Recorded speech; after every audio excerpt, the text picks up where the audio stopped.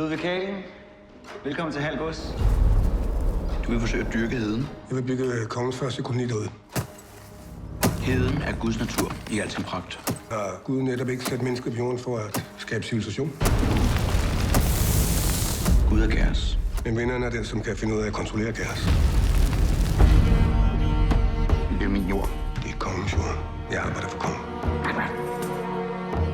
Og du kommer til at lykkes med at bygge din koloni derude? Ja. Hvis du bekriger ham, så risikerer du alt. Du vil bare have din adelige titel, så du kan længe dig med det fine. Jeg må væk herfra.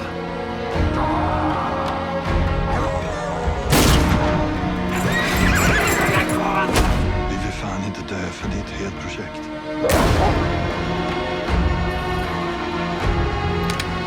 Hold dig væk fra heden. Er det forstået? Kaos, Ludvig.